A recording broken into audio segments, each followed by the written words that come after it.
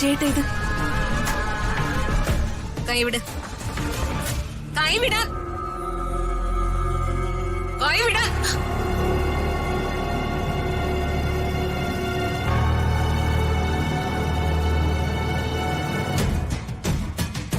എന്റെ ജയേട്ടന്റെ കയ്യിൽ കേറി പിടിക്കാൻ നീ ആളായിട്ടില്ല കേട്ടോ. എന്റെ ഭർത്താവിനോട് ഇത്ര അടുപ്പം കാണിക്കുന്നത് എനിക്കിഷ്ടവും അല്ല.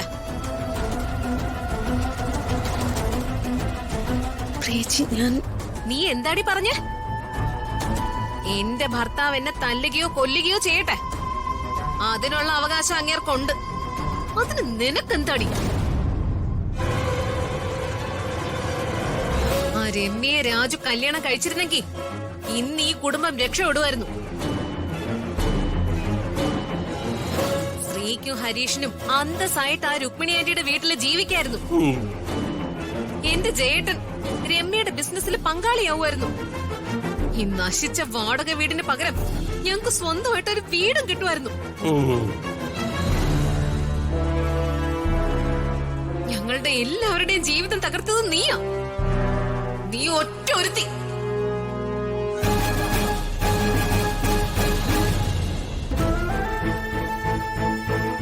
ഇതുവരെ കിട്ടിയിട്ടില്ല.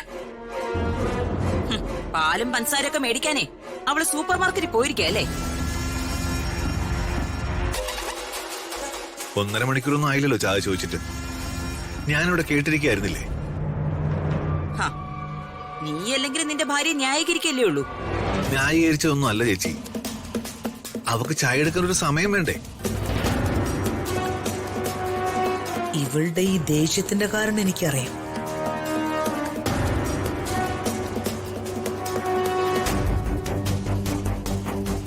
ചേച്ചി ചായ.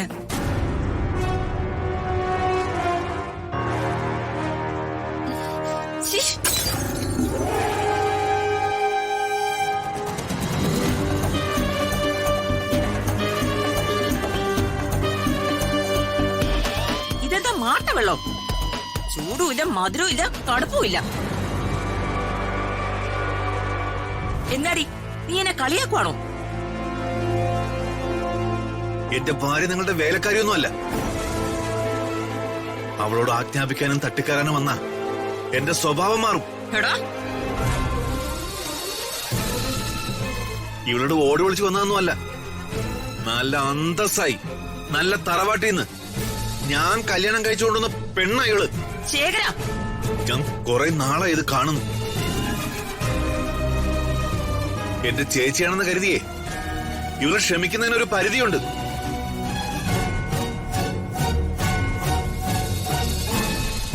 നിങ്ങളുടെ ഫ്രസ്ട്രേഷൻ തീർക്കേണ്ടത് എന്റെ ഭാര്യയോടല്ല.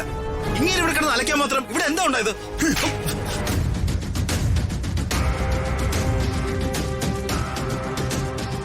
എന്റെ നേരെ തർക്കുത്തരം പറയാൻ മാത്രം നീ വളർന്നോടാ.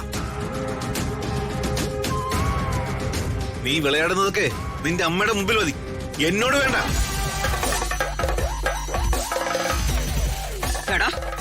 നിന്റെ അഹങ്കാരം ഞാൻ ഇന്ന് അവസാനിപ്പിക്കും. പ്രതാപൻ ഇങ്ങോട്ട് വരട്ടെ. ആ വരട്ടെ. ഞാനും ഏട്ടനോടത്തൊക്കെ പറയാനിരിക്കുകയായിരുന്നു. എന്തായാലും ഇതിനൊരു അവസാനം വേണമല്ലോ.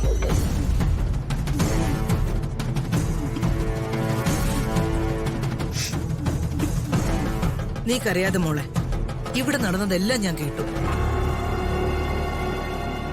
അംബിക പൊട്ടിത്തെറിച്ചതിന്റെ റീസൺ ചായയല്ല, അത് വേറെയാ. ചിലർക്ക് എപ്പോഴും അധികാരവും അംഗീകാരവും കിട്ടിക്കൊണ്ടിരിക്കണം.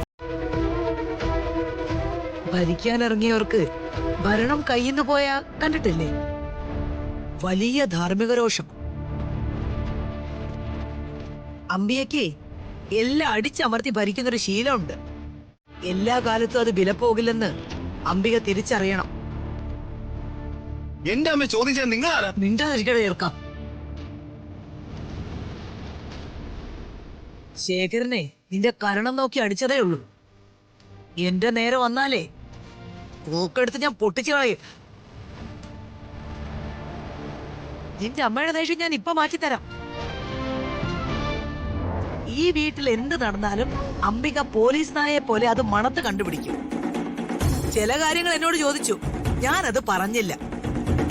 അംബിക ചോദിക്കുമ്പോ പറയാനിരിക്കുന്നവളല്ല ഞാൻ.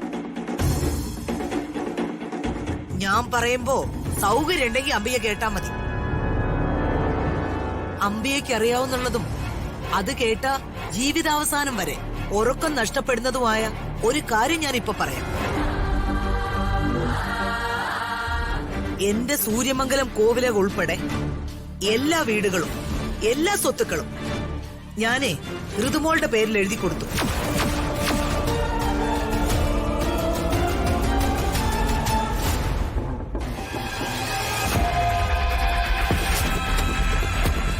നിന്റെ അമ്മയ്ക്ക് ഹാർട്ട് അറ്റാക്ക് വരാൻ സാധ്യതയുണ്ട്. വേഗം കൊണ്ടുപോയി ECG എടുക്കും.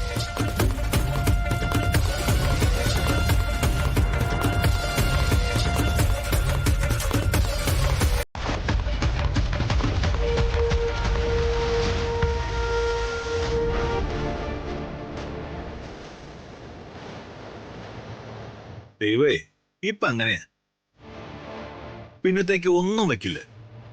എല്ലാം അപ്പ കൊടുത്തിരിക്കും. കറക്റ്റ് ഇടപാടാ.